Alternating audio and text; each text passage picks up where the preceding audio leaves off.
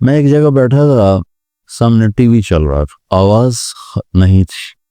میں نے دیکھا ایک نوجوان ناچ رہا ہے، ڈانس کر رہا ہے ساحل پر، اور اس کے ساتھ 10-12 لڑکیاں وہ بھی ڈانس کر رہی۔ میں نے دیکھا بہت خوبصورت نوجوان ہے۔ مجھے خیال آیا یہ جو اتنی بڑی گمراہی میں ہے اس کو ہدایت کیسے ملی، اور کون اس سے جا کر اللہ کا پیغام سنائے گا۔ یہ وہیں بیٹھے بیٹھے ایک اس کی خوبصورتی اور جوانی پہ رحم آیا، ایک اس کے پلٹا کھانے کو میں نے بہت مشکل سمجھا۔ خیال آ کے گزر گیا، میں وہاں سے اٹھ گیا۔ کچھ دن اس کا نقش میرے دل دماغ پر رہا، پھر محو ہو گیا، مٹ گیا۔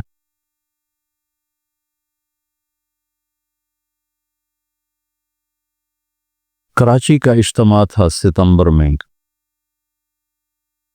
تو انہوں نے میرے لیے ایک چھوٹا سا خیمہ بنایا ہوا تھا کراچی والا، تو میں وہ خیمے میں بیٹھا ہوا تھا، تو ایک نوجوان میرے پاس آیا کہ جی پاکستان کا ایک مشہور گلوکار ہے، اس کا نام ہے جنید جمشید، میں آپ سے ملانا چاہتا ہوں۔ میں نے کہا کدھر ہے؟ کہ میرے ساتھ ہے۔ میں نے کہا تم کیسے جانتے ہو کہ میرا کلاس فیلو تھا؟ میں نے کہا لے آؤ۔ تو اس کو جب لے کر آیا تو اس نے چہرہ چھپایا ہوا تھا، مجمع کی وجہ سے شاید چہرہ پورا سے چھپائے ہوئے۔ پھر سامنے آ کے بیٹھا اور یوں کھولا تو وہ وہی نوجوان جس کو میں نے اسکرین پر ناچتے دیکھا۔ میں نے کہا آپ کا نام؟ کہا جی جنید جمشید۔ میں نے کہا کیا کرتے ہو؟ کہ میرا موسیقی سے تعلق۔ میں نے کہا گاتے ہو یا بجاتے ہو؟ کہ یہ میں گاتا ہوں۔ کہ یہ جو دل دل پاکستان ہے یہ میں نے گایا ہے۔ اچھا وہ تو بہت مشہور ملی نغمہ ہے۔ کہاں جی وہ میں نے گایا۔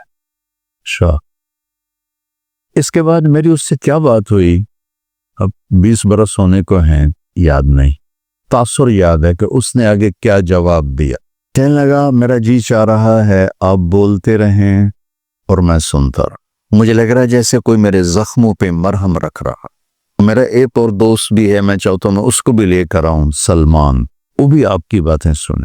پھر تھوڑی دیر بعد اس نے کہا میں ایک سوال کرتا ہوں۔ ایک پاکستانی نوجوان جس گلیمر کہتے ہیں رعنائی عیاشی، دنیا کی موج میلہ، جس موج میلے کو ایک پاکستانی نوجوان خواب میں دیکھتا ہے وہ مجھے حقیقت میں حاصل ہے میرے پاس، لیکن اس کے باوجود میرے یہاں اندھیرا ہے۔ اس نے کیا یہ میرے یہاں اندھیرا ہے، یہ دل خالی ہے، مجھے یوں لگتا ہے میں وہ کشتی ہوں جس کا کوئی ساحل نہیں، جس کا کوئی گھاٹ نہیں، بے منزل مسافر ہوں۔ اچھا، بے منزل مسافر ہوں، یہ ایسا کیوں ہے؟ میری تو ہر خواہش پوری۔ میں نے کہا اللہ تعالیٰ نے انسان کو 2 چیزوں سے بنایا ہے، ایک جسم ہے، ایک روح ہے۔ ان دونوں کی ضروریات الگ الگ، جس کی ضرورت پوری نہیں ہوگی وہ فریاد کرے۔ جسم کو روٹی چاہیے، پانی چاہیے، ضروریات زندگی چاہیے، ان میں سے جو چیز بھی اس کو نہیں ملے گی وہ فریاد کرے۔ روح نہ عورت کو جانتی ہے، نہ روٹی کو جانتی ہے، نہ پانی کو جانتی ہے، نہ موسیقی کو جانتی۔ روح ایک اللہ کا امر ہے جو صرف اللہ کو جانتا ہے۔ اسے اللہ چاہیے، اسے اللہ کا رسول چاہیے۔ جسم کو روٹی نہ ملے تو وہ پریشان ہوتا ہے، روح کو جب اللہ اس کا رسول کا تعلق نہیں ملتا تو وہ پریشان ہوتی ہے، پھر وہ پریشانی ویرانی بن کر جسم پہ طاری ہوتی ہے، پھر ہم اس کو دور کرنے کے لیے اس سے اور بڑی عیاشی میں جاتے ہیں کہ شاید ابھی کچھ کمی ہے، وہاں اس کی بھوک اور بڑھتی ہے، وہ اور فریاد کرتی، پھر ہم اس سے بڑی عیاشی میں جاتے ہیں، پھر اس کی بھوک اور بڑھتی، وہ اور فریاد کرتی ہے۔ اس قسم کا مضمون تھا، اس کو ذرا تفصیل سے تھا خلاصہ یہ۔ اور میں نے کہا اس کی مثال ایسے ہے کہ درد کو اس گھٹنے میں اور دوا لگے اس گھٹنے میں تو دوا بھی جا رہا ہے اور درد بھی نہیں جا رہا. دوا لگ رہا ہے, درد نہیں جا رہا. کیوں؟ جہاں درد ہے وہاں دوا نہیں, جہاں دوا لگ رہا ہے وہاں درد کوئی نہیں, تو آرام کیسے آئے گا؟ تو یہ بے چینی کرب یہ تو روح میں ہے اور ہم اسے دور کرنا چاہتے ہیں. جسم کی ضرور موسیقی, کھانا پینا, 5 اسٹار ہوٹل, گلیمر, موج میلہ, پروٹوکول, یہ تو سب جسم کی چیزیں. روح کو ان سے کیا سروکات؟ لیکن جس دن اسے غذا ملے گی, ایک دم منزل بھی ملے گی, راستہ بھی نظر آئے گا, ساحل بھی نظر آئے گا, گھاٹ بھی نظر آئے گا, اور منزل مقصود کا بھی پتہ چل جائے گا. تو یہ ہماری پہلی ملاقات تھی, اور میں نے غالباً کہا کہ آپ کچھ تبلیغ میں جانا شروع کریں, 3 دن لگانا شروع کریں. کہنے لگا میں کیسے لگاؤں, میں تو گاتا ہوں, ناچتا ہوں, ڈانس کرتا ہوں, تبلیغ کس منہ سے کروں؟ کعبہ کس منہ سے جاؤ گے غالب, شرم تم کو مگر نہیں آتی. میں کہا یہ تو دوا ہے. تو پہلے دن دوا کھانے سے آرام آتا ہے؟ مسلسل دوا کھاتے کھاتے کھاتے بیماری دبنا شروع ہوتی ہے, اور اللہ تعالیٰ اسے ٹھیک کر دیتا ہے. یہ دوا ہے, تم شروع کرو. اس کو سوچو مت کہ میں ناچ رہا ہوں, گا رہا ہوں, چل ٹھیک. کوئی قبولیت کی گھڑی تھی اس نوجوان کی, اس نے 3 دن شروع کر دی. یہ جمشید اس کا کلاس فیلو تھا, یہ اس کو سب سے پہلے سلام دعا, یہ تبلیغ میں لگا تو اس کو اپنے اس کا خیال ہے, اس کو ملنا شروع کیا. پھر ایک جگہ پر آ کر وہ رک گیا, آگے نہیں لے جا پا رہا, تو اللہ نے اس میں مجھے ذریعہ بنایا, مجھے ڈالا.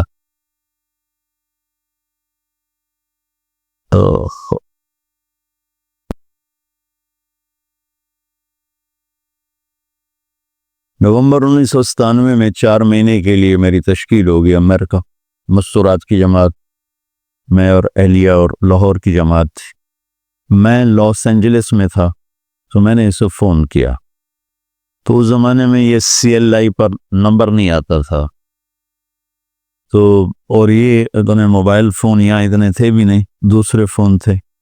سو میں نے اس کا فون نمبر لے لیا تھا, تو میں نے اس سے لاس اینجلس سے فون کیا. کہنے لگا آپ کہاں سے بول رہے ہیں؟ میں نے کہا میں امریکہ میں ہوں, لاس اینجلس میں. کہنے لگا نہیں, میں نے کہا وہیں سے ہوں. کا قسم اٹھایا. میں نے کہا چھوٹی سی بات پہ کیسے قسم اٹھاؤں؟ کہنا یہ بہت بڑی بات ہے. میں نے کہا کیوں؟ اور میں ساری دنیا پھرتا ہوں, کبھی اپنی بیوی کو فون نہیں کیا, آپ مجھے فون کیسے کر رہے ہیں؟ میں نے کہا یار تم سے محبت ہو گئی تھی, اسے فون کر رہا ہوں. بس اس ایک فون نے نا اس کے دل میں میری محبت ڈالی. میں جب یہ حج پہ جاتا ہوں, میرا 60-70 ہزار روپیہ صرف فون کا بل ہوتا ہے. 3,000 تقریباً ریال میرا ہر سفر میں 15-20 دن میں میرا فون کا ہوتا ہے, کہ میں ایسے فون کرتا رہتا ہوں. وہاں کا فون وہ ہزاروں بیانوں سے بڑھ کر ہوتا. بیان تو چھوٹی سی چیز ہے. مولانا صاحب رحمۃ اللہ فرمایا کرتے تھے کہ تبلیغ میں بیان کا اتنا ہی حصہ ہے جتنا جسم میں زبان کا. 6 فٹ کے جسم میں 5 فٹ 10 انچ 8 انچ کے جسم میں 2 انچ کی زبان ہے. اتنا ہی تبلیغ میں زبان کا حصہ ہی, بول کا, بیان کا. باقی لوگوں کو دل لینے کے لیے پتہ نہیں کیا کیا جتن ہے. اس پر اتنا اثر ہوا اس بات کا کہ انہوں نے مجھے امریکہ سے فون کیا. تو پھر میں اسے پورے سفر میں فون ملاتا رہا, اب یہاں ہوں, اب یہاں, اب کیا حال. تو اللہ نے اس کے دل میں میری محبت ڈال. پھر وہ چلے کے لیے نکلا. پہلے اس نے چلے لگا, 3 چلے نے چلے لگا. رائمنڈ آیا, ملا, میں نے بڑا پروٹوکول دیا, بہت پیار محبت ہنسا کھیلا. سو کرتے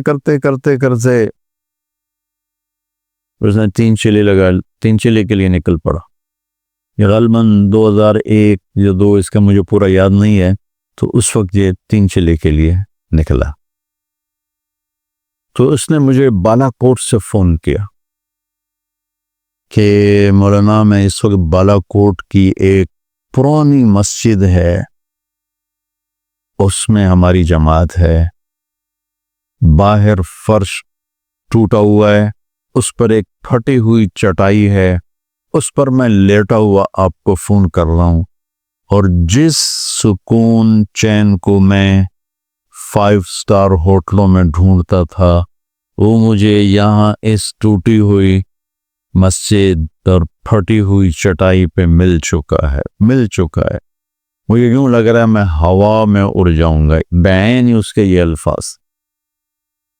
میں نے کیا جواب دیا یاد نہیں، لیکن غالباً میں نے یہی کہا کہ اب روح تک اس کی غذا پہنچ گئی تو موج ہو گئی۔